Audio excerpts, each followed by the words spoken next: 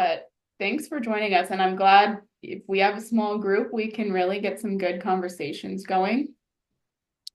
And if we don't remember, although I know Vincent, so I'll give myself a bit of an introduction as well. But I'm Amanda Page. I am in St. John, much like Ashley. I'm a climate activist locally here in St. John, originally from Quebec, moved around a little bit between Ontario. And I love Atlantic Canada so much, just the mix of forest and oceanfront.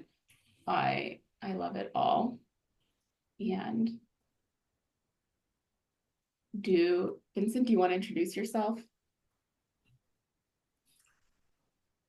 So I'm Vincent and I'm originally from Quebec.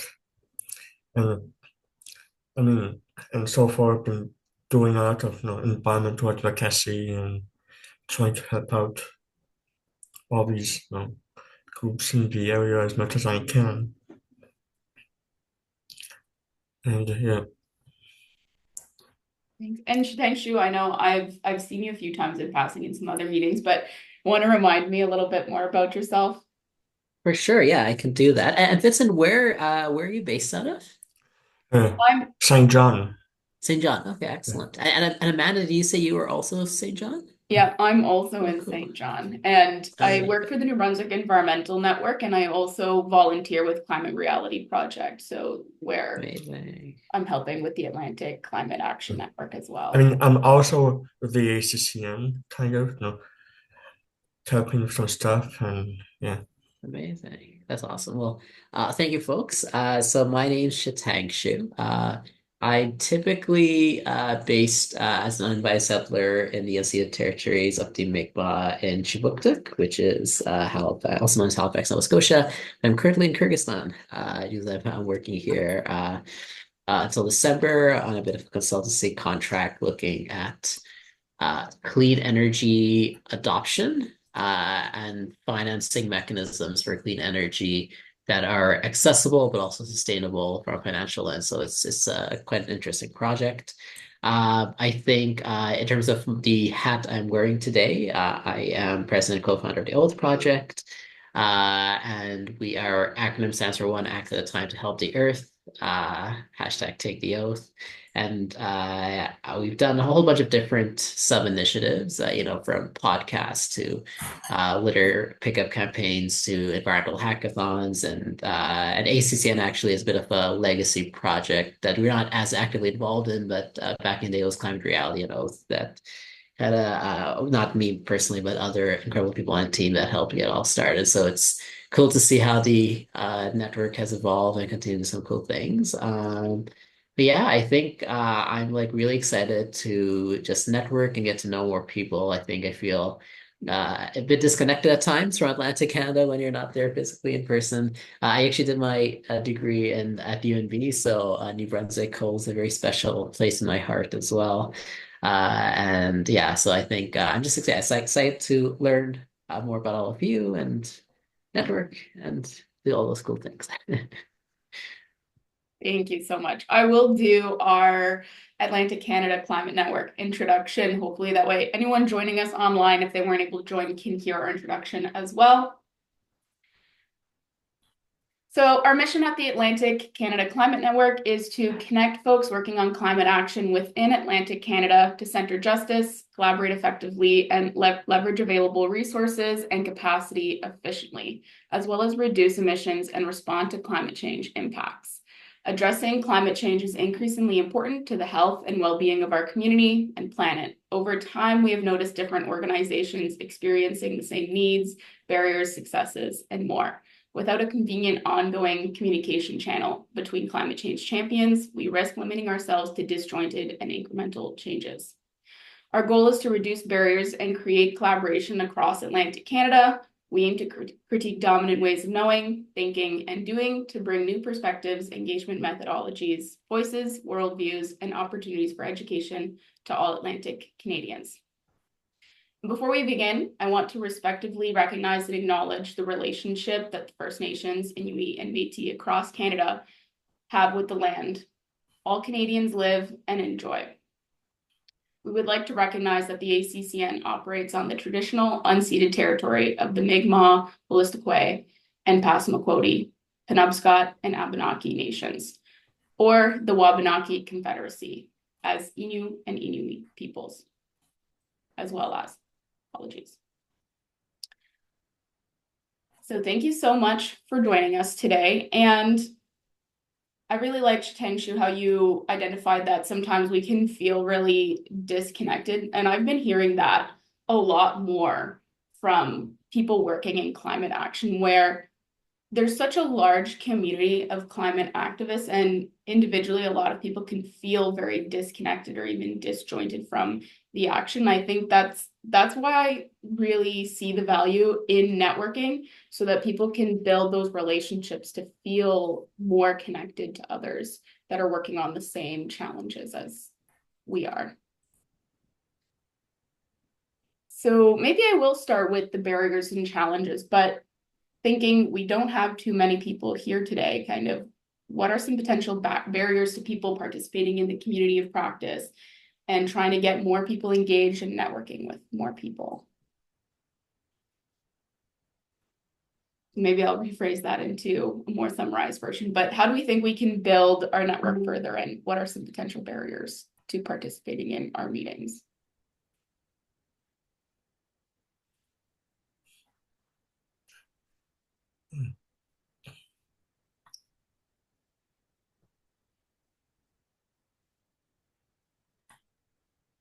I guess I could go. I guess one that comes to mind is, and I think I've seen this with a lot of networking meetings. Um, I think folks are often wanting to understand the value that they will get out of coming somewhere. And so like more clearly articulating that this is this is what you're going to get out of this thing. And I feel like that's at one level a very transactional way of looking at things. I think it also reflects a very Western viewpoint, because I know when I've worked in other countries, there's been maybe more of a willingness to network for the sake of networking. And I think there is a bit of a, I would like admit that there is a Western bias there. And sometimes it's like, well, what am I getting out of this thing? But I do know that sometimes even when you do have a few different things on the go, like if you it can be hard to like explicitly make that time. And sometimes people are looking for, okay, I'm going to get this piece of information out of this meeting, or I'm going to, um, you know, I don't know, like I'm going to meet with X person that I've been wanting to connect with, or something like that. And at one level, I want to like admit that's very transactional, and it's I do think there needs to be also like a willingness on all of us to just network, just to get to know each other. Although I feel like that can be something that kind of impacts whether people choose to participate. So this is more looking at what are people's motivations to actually showing up, and I think that can be a motivation. Like, what am I going to get out of this if I show up? And that's, yeah, bit biased, transactional, but that may be just a reality of what people are thinking in the calculus of their heads as they decide their schedule and calendar.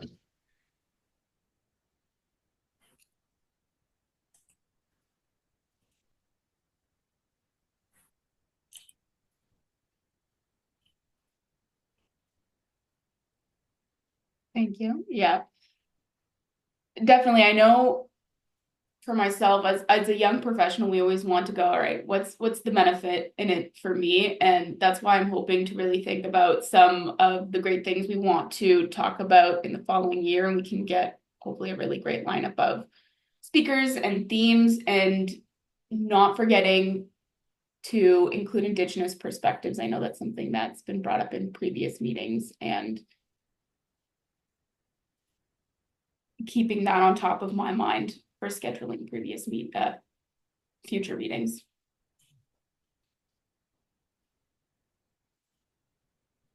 Vincent, can you think of any potential barriers to participate? For me, I guess it's like when you're trying to organize whatever event you want to organize in your city, right? Because like if let's say you take like the ACCN, there's like this other subgroup that's part of it called climate action. SJ. And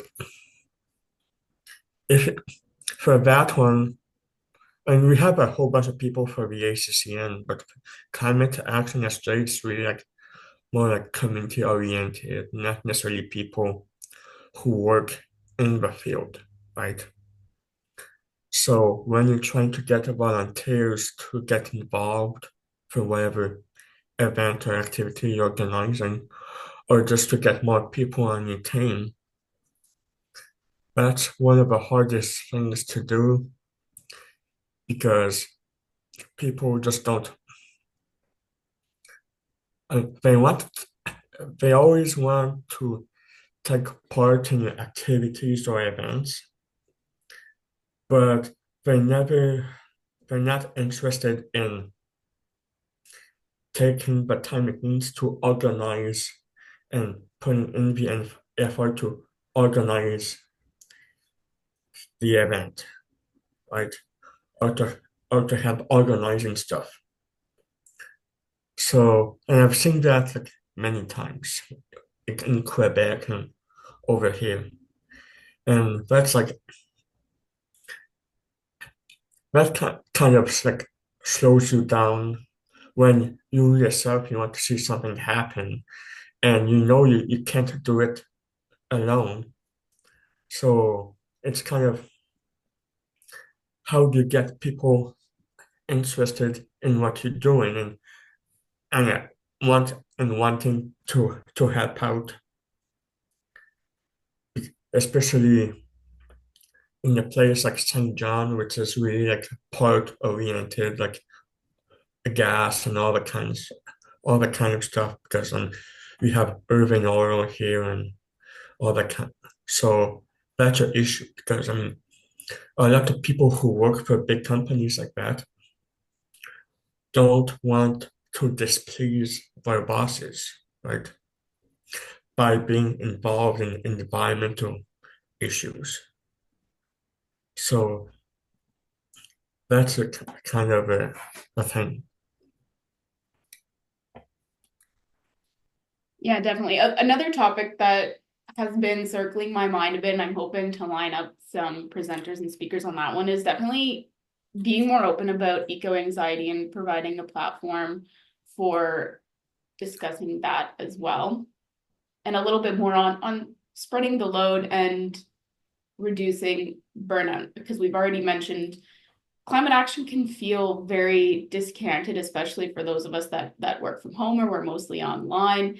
And same situation for me. I can feel like I know there's other people out there that are working on climate action, and it's very difficult to connect with other communities outside of Atlantic Canada. We've got a lot of networking communities, and I'm hoping to make those connections so that we're not just siloing information and other organizations that might be having webinars and talks on eco anxiety, and we're not able to connect with them, or we're not seeing, and by not able to connect with them, I mean maybe it's in a community that's too far. Grand Falls, very difficult to get to there on my end.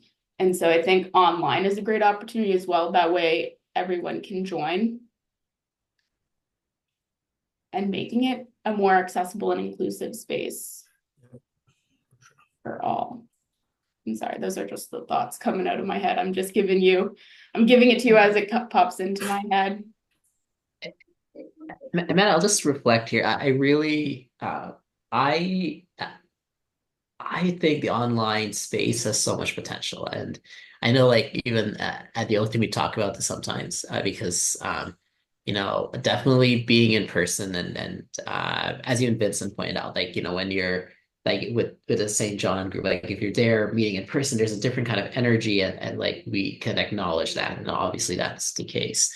I do think with online, like there's an opportunity for us to connect with remote communities. There's also an opportunity for us to connect across communities, like St. John to Kyrgyzstan to Halifax, and you're still all connected. I know with the Climate Change Makers Challenge, I guess one of the things that we really saw in Climate Change Makers Challenge, it brings, what's now being close to 1,000 youth across 30 countries now, all across the world who come together to develop climate projects. And one of the things that people often reflect on is I'm suddenly talking to climate activists in Zimbabwe and Pakistan and Nigeria and Australia and like all this kind of and it's like and it's a very cool perspective.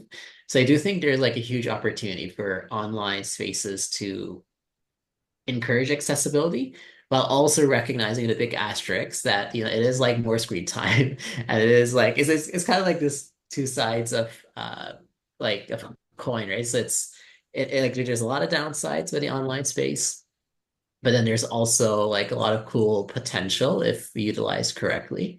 I also like I'm reflecting also on that same sense of eco anxiety, and I'm fortunate if you do need speakers on that specific thing. Certainly on the youth side, I've been fortunate to connect with a lot of youth who've been involved in this space. The Oath Project in part was a bunch of young people who kind of had a shared experience of eco anxiety and this stuff, although more than myself or I think there's other more qualified people who can talk about that who I can potentially try and make connections with if that interests. But yeah, I do think like there's especially when people are having these feelings, I do see the importance.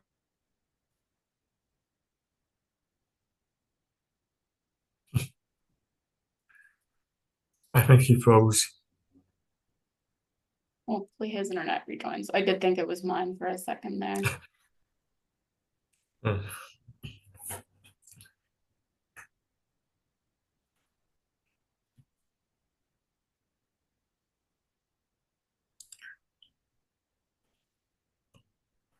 Oop, you're back. There we go. Okay, did it disappear? Oh, you're Oh, frozen again. You're frozen. And it is great to see everyone's faces, but I do think maybe if you turn your camera off, it might just use a little bit less internet and you'll have a better connection.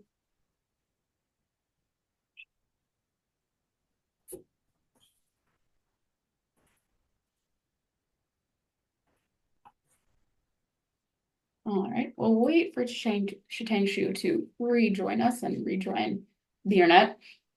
As he was talking about, some of the downsides of internet is it's Yeah, not yeah. reliable 100% of the time. Like to me, like the other thing is like I'm just saying that by experience from back home, like organizing stuff in Montreal, like the issue there, it's always if you're building your team online and not like in person, that's especially like it's like just to have a team to help with your social media or your website or whatever. Don't build your team just online. Like you need to meet those people in person. That's the error I did. And a few volunteers I had, they were like, first they were like, okay. And then all of a sudden they start sharing misinformation that like Facebook would start like flagging as fake news or conspiracy like or whatever. And I'm like, this is not right. And then you mentioned that to those people and they're like, no, this is I I took this uh, websites I trust. But yeah, but there's another one. Kira Nixon. Yeah, I think that's the computer. Yeah, anyways. So that's a big issue with online. Like finding the right people that you can trust with your with all the with all the tools that you put together to do what you want to do, what has to be done. Welcome back. Just as we were talking about the downsides of being online, we experienced one in real life. the irony, eh? Yeah, that's all good. Yeah, so sorry, I missed what you said there, Vincent. My apologies. So, and basically what I was saying is just the issue with online. is finding people that you can really trust, like with the social media of your group or whatever, right? Because at least in person, you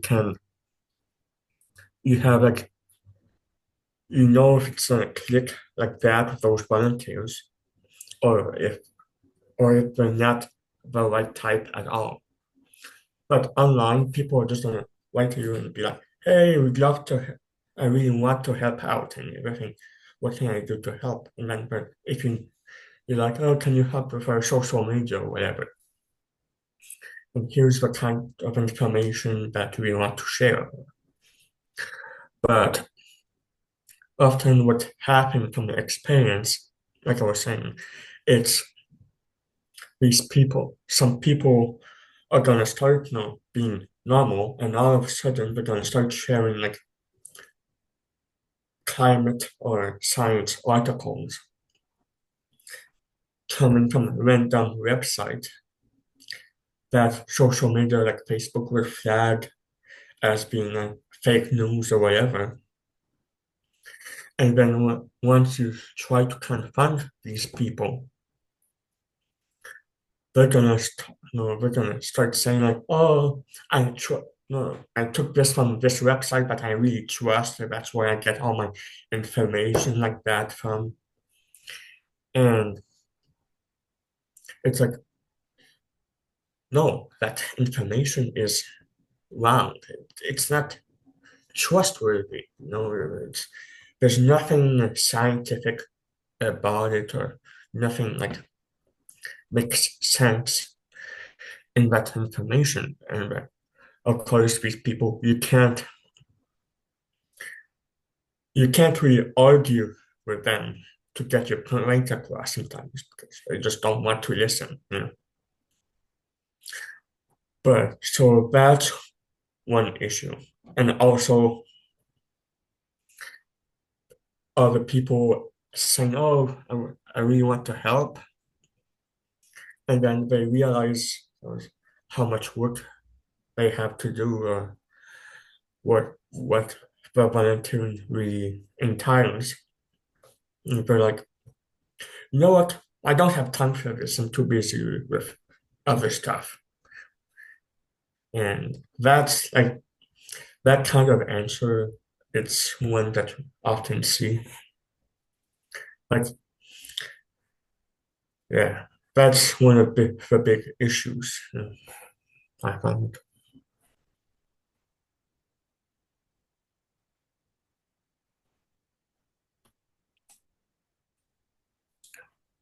Yeah, definitely. Thank you, Vincent, for sharing your insights and your stories. And definitely, there's a lot, especially the ACCN relies on volunteers, and there's a lot of communities and organizations that rely on volunteers. And it can be difficult, especially when a lot of volunteers have a lot of enthusiasm at the beginning and they're roaring and ready to go. And then again, a little bit as the year dwindles, we do tend to see a dip in the winter time as it gets dark earlier. I don't know if anyone else feels that, but it gets dark at like 4:30 p.m. and I'm ready to just cuddle on the couch with a blanket and a Yeah. mug of hot chocolate. I mean, like when I was still in Quebec, I grew up in Quebec, and through college and then university, you'd see high school students, college students, university students, striking for climate every other day or week, especially since a few years ago. Okay. But I mean, if thinking of that, if you look at New Brunswick, let's say, it, it's kind of sad in a way because you don't see as many students from like high schools, colleges, campuses being involved and stuff like that out of schools.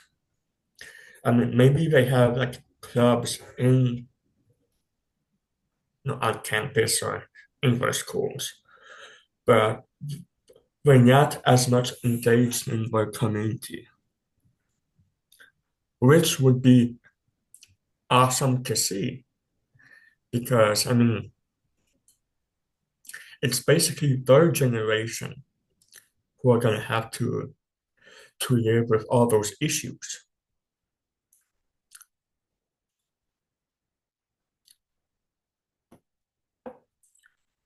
Thank you. And welcome, Jean-Marc, I think it is. Let me know if I'm pronouncing it wrong. Thank you for joining us today at our November Community of Practice meeting. Do you want to introduce yourself? Yeah, sorry I'm late. Had some connection issues, but yeah, so I'm John Mark Giffen. I just saw an invitation and a little while ago in my inbox and sort of spontaneously joined, but I have to admit I'm not super familiar with what this is. I just respect the Climate Reality Project, so maybe a little bit of a rundown would be helpful if possible. Yes, absolutely. So this is the Community of Practice meeting with the Atlantic Canada Climate Network. We previously had just one meeting on Thursdays at 1 p.m. and we've split them into two now. So there is a Community of Practice meeting at 1 p.m. every third Thursday of the month and a Community of Advocacy meeting on the third Thursday of every month, but at 7 p.m. So for those that can't make it during a lunch hour, so if they have work commitments and they can't make it during the work week or the work day, they can join us at 7 p.m. as well. And I did read out our introduction a little bit earlier, but if you want, you can send me your email and I can email it out to you. This meeting is also being recorded so that we can post it online. And so for the Atlantic Canada Climate Network, we are really driven to connect people that are working on climate action. We've already talked a little bit about how it can be disconnecting when we might be working in different reaches of the province, different reaches of Canada even, or even different reaches of the world. We're trying to bring everyone together to share any barriers that they're facing, challenges, and we're here to collaboratively problem solve any issues and barriers that people are facing in their work. Oh, okay. Yeah, so when you say in their work, are you talking specifically about like climate and environmental initiatives, or are you speaking more to like whatever job they happen to have, any um, climate or environmental issues they might have with their current line of work? All of the above, really. We have a lot of people that join us that might be seeking employment. They might be passionate about the environment and working somewhere else. But the great thing about climate action is that it's so interdisciplinary. I've even had accountants join and talk to me and say, oh, well, I'm an accountant and I don't know how I can incorporate climate advocacy into my work. And I care about the environment, but I don't work in it. And that's Mm, just the great thing. It's so interdisciplinary that we've even had accountants join us as well. yeah, okay. Um, Yeah, I mean, I can speak more to that, but I don't know. Like you probably, we were all probably in the middle of talking about something, so I don't want to like sidetrack it. Yeah, no Um, worries. Anything you want to bring up and share with the group, that'd be great. We're also about to chat about some different topics that we'd like to create for our upcoming meetings in the new year and in December. If there's anything we're hoping to specifically touch on, that way I can invite some more speakers later on. So all ideas are welcome. okay. Well, if you don't mind, would you all care to introduce yourselves just so I become a little bit more familiar with you all? Yep, definitely. I am Amanda. I volunteer with Climate Reality Project Canada and the subgroup of the ACCN. So I host a few of the meetings, specifically the ones on Thursdays. And I also work with the New Brunswick Environmental Network, leading their outdoor learning program, which is called Great Minds Think Outside. Hmm? And Okay. I'll let Vincent take it from here. So I'm Vincent. So I've been volunteering with the ACCN for the past while, and so my background is mostly environmental communication, kind of in Uh-huh. so environmental and geography. That's my BA, but it's a lot based on communication. Yeah. And I'm originally from Quebec, but been here the past few years. Hmm. And yeah, So where are you located, Vincent? I'm in St. John. St. John. Okay. Yep. I guess I can go here. I'm Shitangshu, typically located in Chipuktuk, also known as Halifax, Nova Scotia. Although I am currently in Kyrgyzstan because I'm working presently with the Aga Khan Foundation on exploring clean energy issues and how we make clean energy accessible financially to create kind of financial models to make it accessible to different populations. Although I am kind of wearing my Oath Project hat, so I'm co-founder and president of the Oath Project, which stands for One Act at a Time to Help the Earth. Hashtag Take the Oath. And we are a nonprofit that's dedicated to uh, uh, creating communities of eco action. Yes, we've done that through a whole bunch of initiatives from environmental hackathons to creating, like, let's say, networks like the EarthNet network, helping in the original creation of ACCN back in the day. We were currently creating an ecosystem map for the Halifax region, a few different projects, and often centered around essentially community building and climate space. I'll also share my LinkedIn here. I'd love to connect and stay connected with you folks. So feel free to send some invites, and I'll try to give you folks a search in case you're on LinkedIn as well. All right. Yeah, I need to make my LinkedIn profile look respectable at some point. Right now, it's pretty. I don't even have a profile image, so it's on my to-do list. Yeah. Yeah, I guess I forgot to mention. So I'm also in Halifax. Yeah, I'm a volunteer with the Ecology Action Center here. Um, and yeah, I hadn't heard of uh, ACCN specifically until recently. But I was involved with the Climate Reality Project this year. I did an inventory for Moncton, New Brunswick.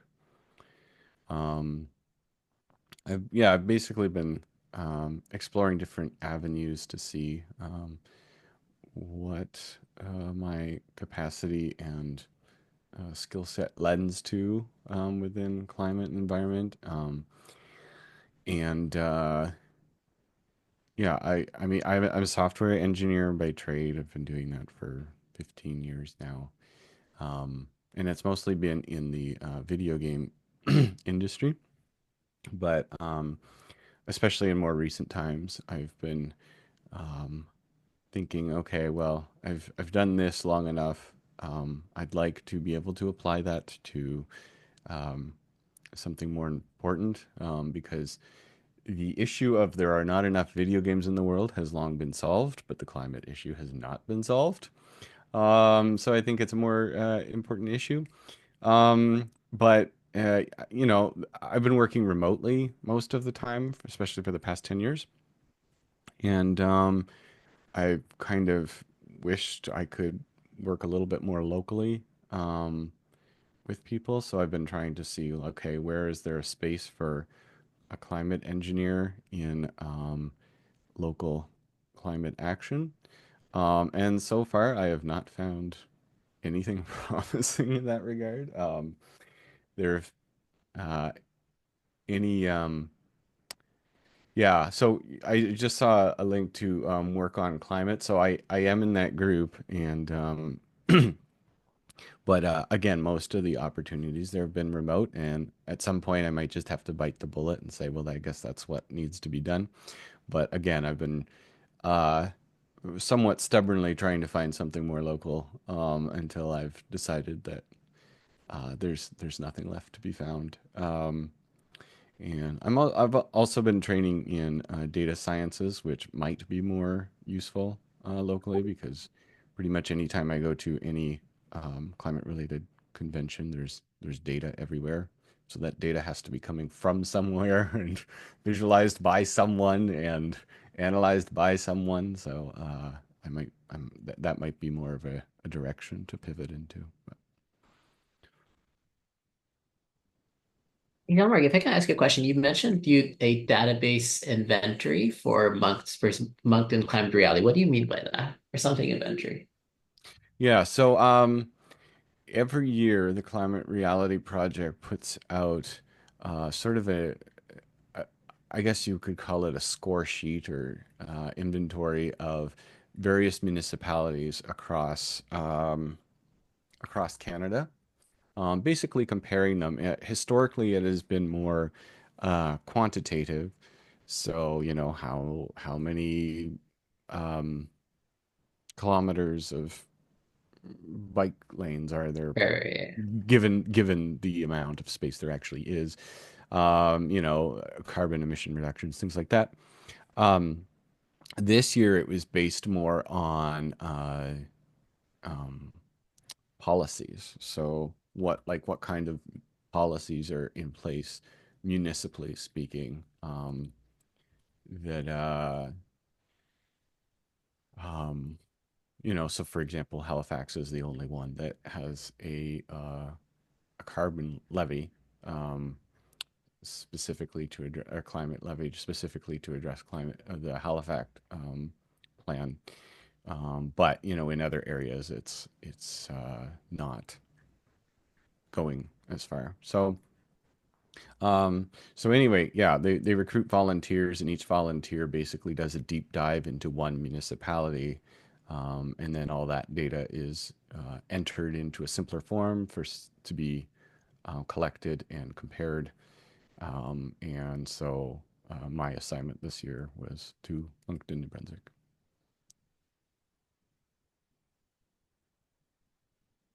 Very cool. I just want to share, like, if you're interested at all, I mean, something that the Oath Project is currently exploring is you may connect with some of your skill sets. And we'd be definitely open to volunteers. We're also hiring, but there's like different requirements for your hiring because we split our funder.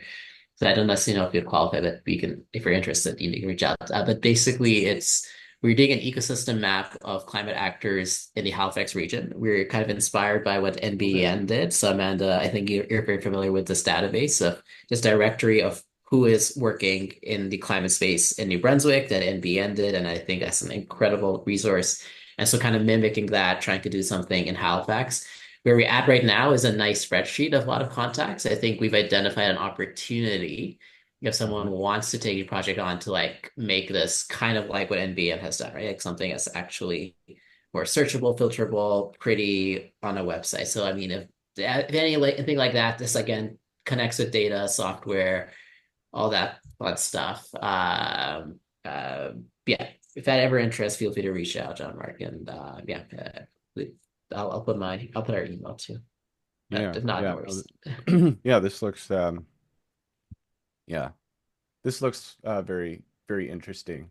Um, I mean, if it's for volunteer work, my time is very limited, and most of Fair. that has to do with having three young children. Um, so at some point they will age to a point where they can do things for themselves.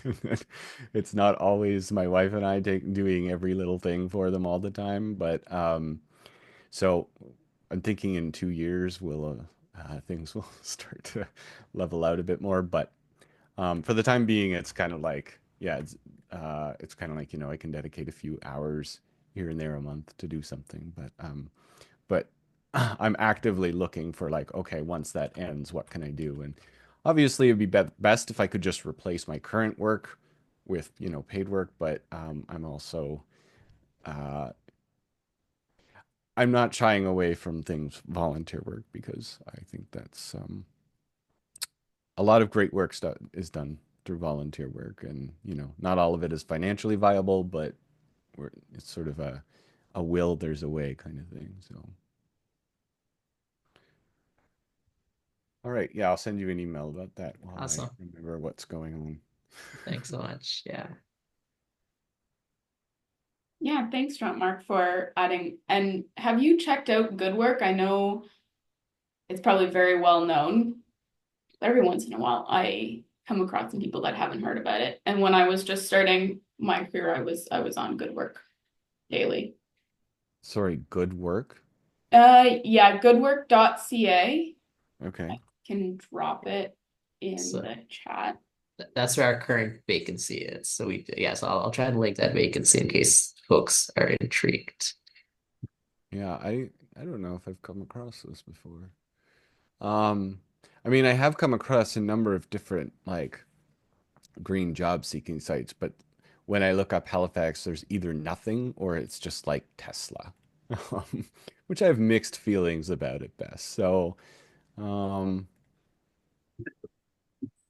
let's see. Yeah, so I'm on Good Work, Nova Scotia. Okay. Um, so nice to see that there actually are some entries there. That's nice. Probably, let's see. Just taking a quick scan here for anything related to software. Nope. Data. Nope. This is generally what it ends up being is there's nothing related to what I actually I need. will say, John, Rick, there was a software role that if someone was hiring for. There's a project manager role that I applied for and get it, and there was a software. There are positions, I'll say. I know Clim Okay. Atlantic, like they developed their whole thing, and there was one point they were hiring for a developer for their database, and then Sorry, someone for else some developed. reason your microphone got quieter and quieter, and now I can't hear you. I was just saying, I remember way back in the day when Quim Atlantic was developing their networking database, they were hiring for something software, and then there was there was another role that opened up for a full stack software developer in the climate space. So like I'll say it's don't make noise, please. Right, yes, I think like the positions are there. Okay. Yeah, Okay, they're there. yeah. You just have to look. Yeah, so it's sort of something to keep an eye on. Like check in frequently because there might be something new that wasn't there before. All right, yes, all these things are good to know. Because yeah, I've been mostly doing this on my own. I joined the Halifax Chamber of Commerce, hoping that some networking there might lead to something, but yeah, most people don't seem to know much about that there. They talk about greening the grid, but nothing related to software. So,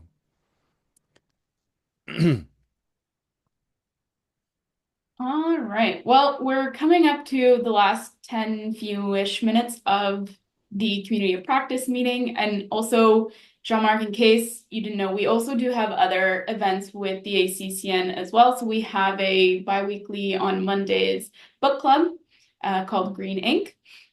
And we also have our innovation speaker series, which is also on Mondays once a month. okay.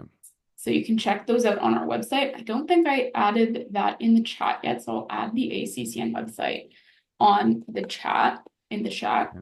And we also have a shared events calendar. So for anyone else that has some really great events happening in their organizations, you can always add them to the calendar. And that way we can build a little bit of capacity and spread the noise about all the great events that everyone has going on in their area. What does ACCN stand for? The Atlantic Canada Climate Network. Okay. So there's the events calendar popped into the chat for you. Okay. All right, sounds good. Yeah, one thing I've been doing a lot of over the past year is sort of finding and becoming familiar with different organizations. It's sort of impossible to be equally involved with all of them. So, but just kind of trying to see um, where I am most useful, I guess. Um, so yeah. I will add this to the numerous initiatives that there are, which I'm glad to see there are so many. I'm not complaining about that at all. Yeah, definitely. There's so many different organizations around. I think the Nova Scotia Environmental Network also has a similar setup, and they've got a lot of events that they post for Nova Scotia specifically. And the New Brunswick Environmental Network has the events calendar for New Brunswick as well. So there's always a lot of events to get involved with, the ACCN meetings being one of them as well. Mm-hmm. And with the last 10 minutes, I do want to do a quick visioning exercise of what are some speakers and some topics that we want to touch on for the year to come.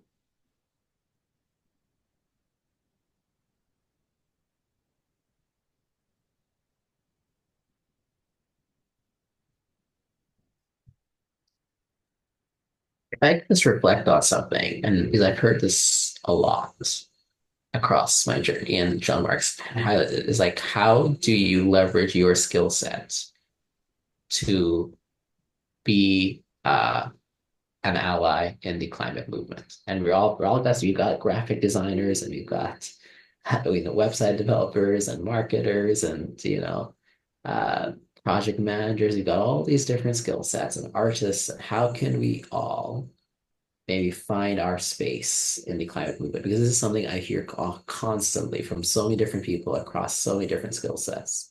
Accountants, like there's a space for accountants. Like look at green financing, and right now, like I'm in need of an accountant who can help me figure out a green financing model for clean energy. Like there is a need for that, but I think like for folks to understand, like where can we fit in, and that's something I hear all the time. So maybe that in itself is could be a very fascinating thing, and folks from different kind of weird skills have somehow found that their space in the climate movement could be very cool. So yeah, and that's maybe one potential topic.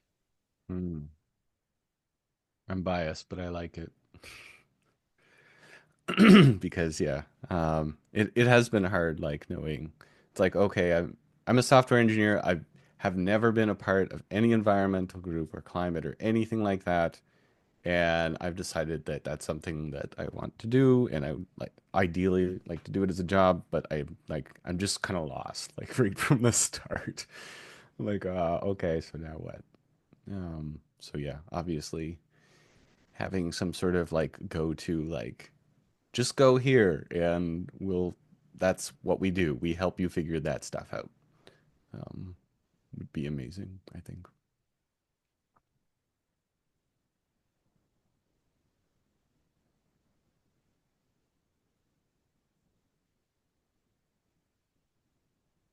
All right. Great ideas. Good to always have some ideas rolling around so that we can plan up the next year's topics and themes for discussion. And I gotta find my spot in my notes.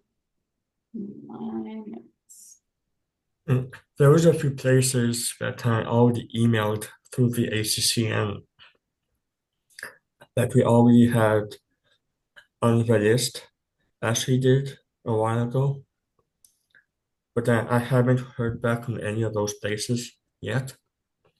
So, that could be for after Christmas, no problem. But just like trying to find people to talk to within those companies. So, yeah.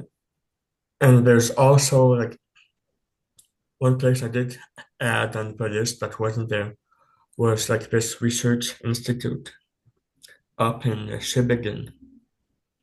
And that's what that's basically my first contract I had when I moved down to New Brunswick, up in the Acadian Peninsula. And it's like they do a lot of research on coastal erosion, climate change kind of stuff, and fisheries. And especially the coastal erosion side of stuff would be pretty interesting. Although, a lot of them are francophones because they're Acadians, but they do speak kind of English. So people down here could understand them. So, I mean, I'm just trying to find ways to get Acadians involved in the same stuff that Southern New Brunswickers are involved with, right? Because I mean, Quebec, francophones and anglophones kind of do the same stuff. But since I moved to New Brunswick, that's something I've kind of seen, having had the experience of living that one summer up north. It's that it's its own little world, right? When you go from up there down to like past mountain, it's like two different universes. It's like you don't even feel that it's the same province. So getting those two communities together on the same issues, that would be a plus.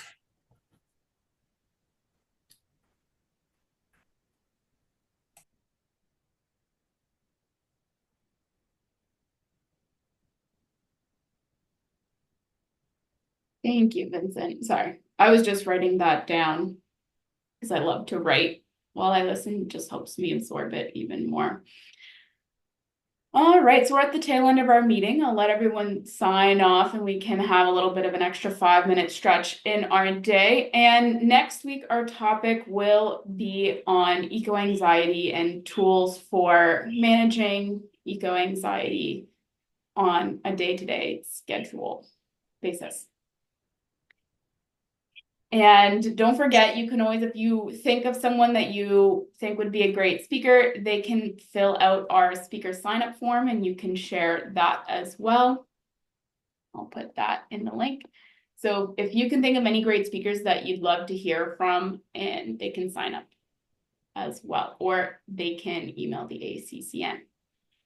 Other than that, I hope everyone has a wonderful rest of their day and has some time to get a stretching because my legs are actually getting a little tired from sitting.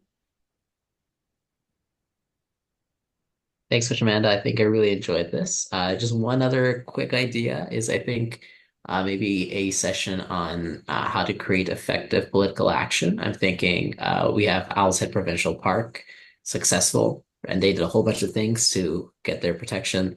And then we've got there was like a pipeline that got stopped in or something. There was something that got stopped in Nova Scotia. I can't remember. That was like a big EAC was big hugely involved with that. So yeah, it was like things like examples of we did it, right? And like these positive examples of, political action working. So I think that would be like, I'd be super fascinated by like how people actually made all those things work. So anyways, that's just my one quick thought. But yeah, I really love to work with you folks too. So thank you. Thank you.